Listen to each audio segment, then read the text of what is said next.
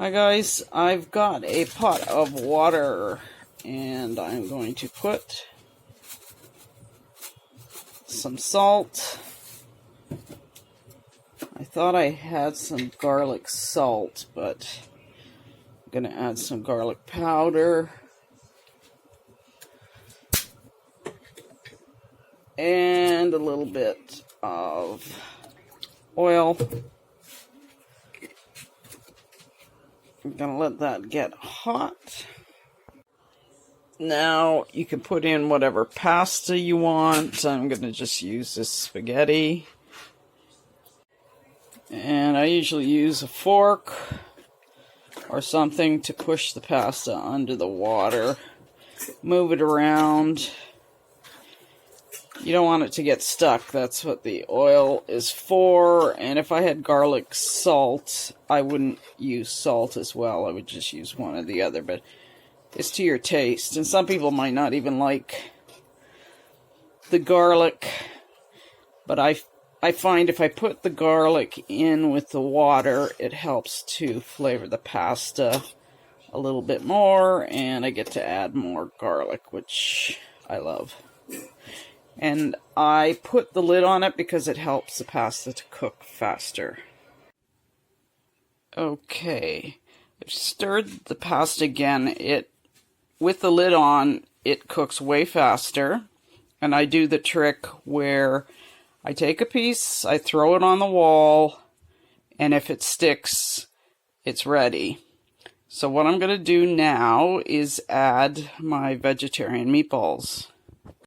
This is the brand that I bought 2 packages of these frozen from Walmart, and they are good.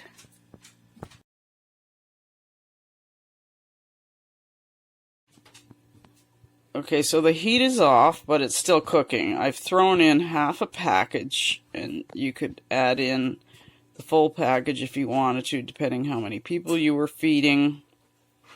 Because these things are basically already cooked.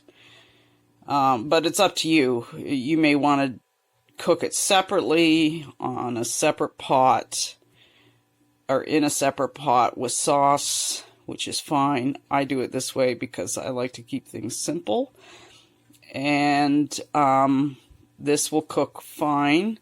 And I'm going to add in some fresh spinach. I didn't measure the spinach. Looks like a lot, but you know how spinach cooks down.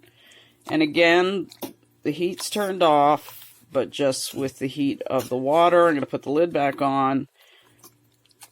This spinach will cook enough, because I don't even mind it raw. But, you know, with pasta, I do like it a bit cooked. And the meatballs are in there as well, and I'm going to stick the lid back on. Okay, I was putting away the spinach and I saw this carrot in the fridge, shredded, and I thought, what the hey, I'll add some of that. And I know that sounds weird, but a long time ago, my mom taught me if you put in a little bit of carrot, it can make your sauce taste a little bit sweeter. Again, you can put whatever you want in there. Okay, I just wanted to say, if you are cooking actual meatballs, those should be cooked in a separate pot with the sauce. I've only done this once before with vegetarian meatballs, and it turned out fantastic.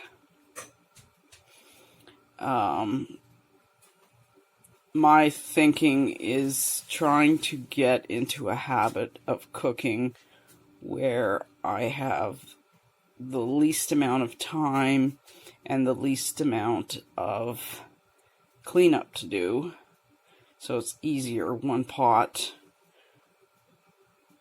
is the way I try to cook if I can.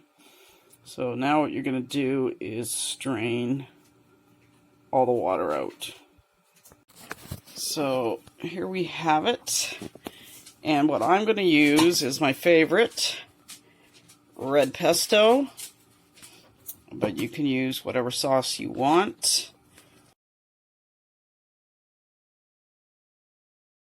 Another little tip you can add in, which I know sounds weird, because the first time I saw it I thought, what the hey?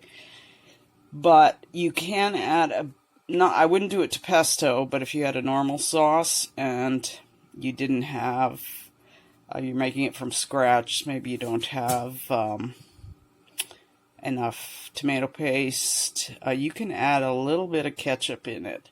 Sounds weird, but it sweetens the sauce. So I'm going to add in the pesto. So here you have it. What I really should have done is, this pasta cooked really fast. And I would add in the vegetarian meatballs when the pasta is still not quite cooked, because then you will end up overcooking it. And this is a little bit soft. I like it al dente. If you do find that you have overcooked your pasta, what you can do is put it in a pan. You could layer it with cheese and bake it for a bit. And then you would get more like a kind of a lasagna effect. Anyways, bon appetit. Thanks so much for watching.